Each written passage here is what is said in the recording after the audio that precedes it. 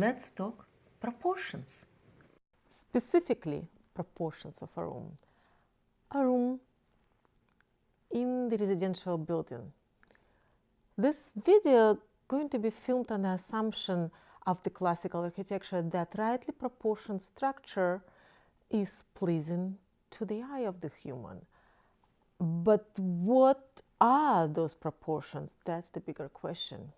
Despite the fact that all rules and proportions derived from Roman and Greek architecture, buildings across the globe were built governed by different agendas. They were following different necessities and boring tasks, such as host a family or maybe animals of the family, and in a castle's case, to host a village. And during the foreign invasions, simultaneously holding enormous amounts of ammunition and supplies. So boring, mundane tasks, such as to survive a winter in the building, meaning a habitability. Now, don't get me wrong. Every continent, well, almost, and every century had their architectural marvels and treasures, but majority of the buildings were not beautiful. I mean, large, yes. Boastful castles, yes. But even when an owner of a building had means, the result, the structure itself, were rarely beautiful. When the medieval times passed, humanity saw an enormous surge of artistry in all aspects of human existence. New talents emerged by dozens. And finally, Roman works on architecture saw light. Especially one work was largely influential. The Architectura by Vitruvius. Vitruvius was a Roman engineer, a civil engineer, an architect who lived and worked in 1st century BC. When his work were translated, they became popular. Leonardo da Vinci was a fan. He studied immensely what Vitruvius had to say on proportions. And both of men were largely studying human body proportions. I mean, this is logical, right? So if we understand what definition of the beauty is, we can stretch that and stretch that to the rest of the creative world. So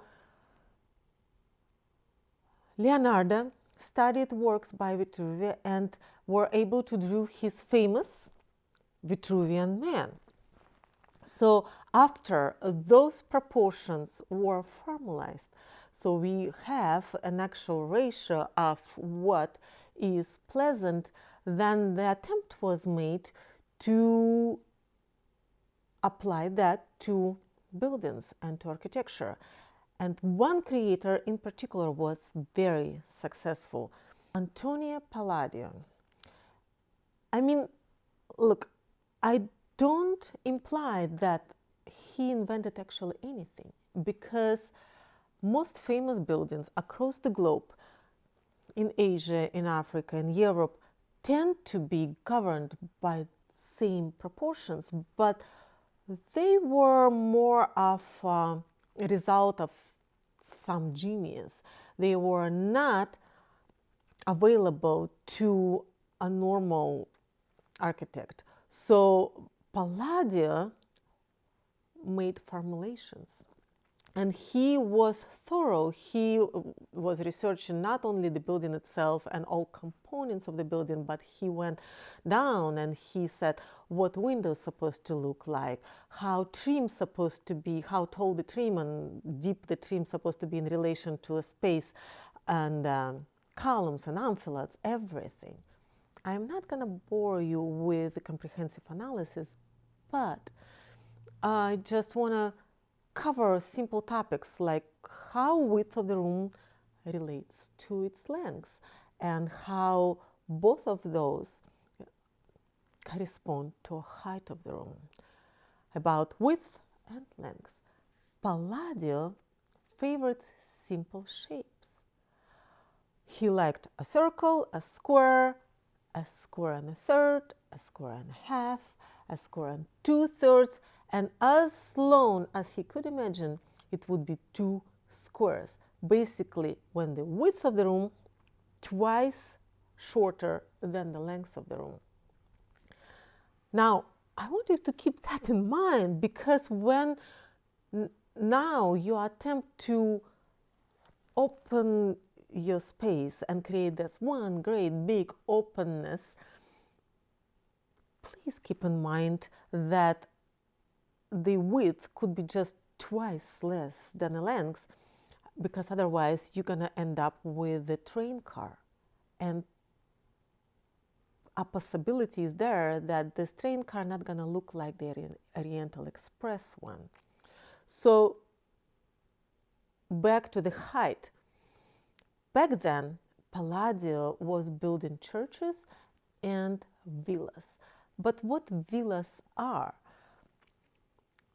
I think the meaning of the word villa changed dramatically. He was working in Venice and Veneta, and his structures are largely farmhouses designed to host a family, and sometimes a family and their guests, and sometimes the family and their animals.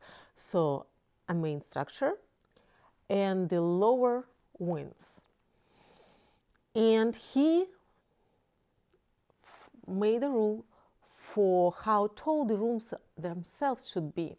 And back then, vault was a very common ceiling form of the room because of the structural abilities of building materials.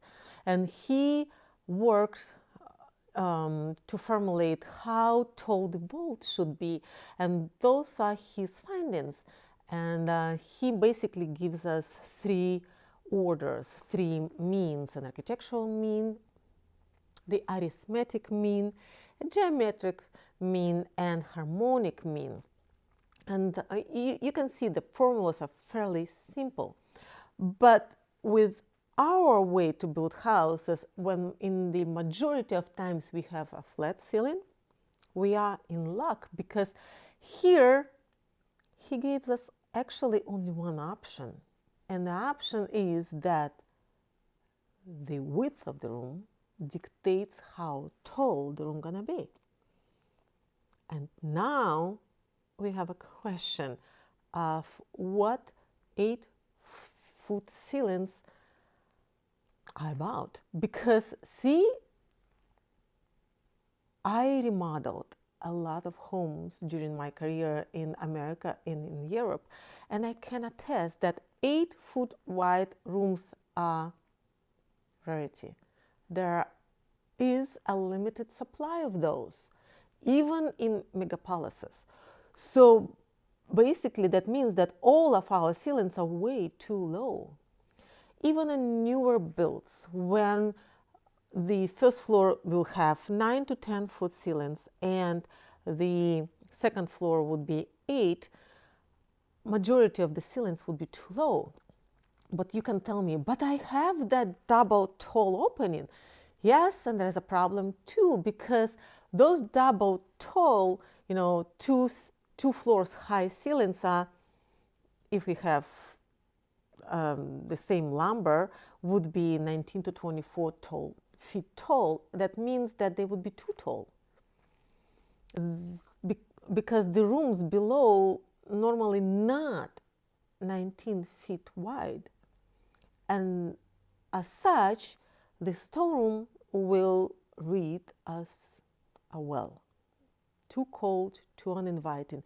People, even if they furnish it, will tend to pass by, not to actually sit and enjoy it. Now, there's a lot of tricks to the trade on how you can correct this architectural faults visually.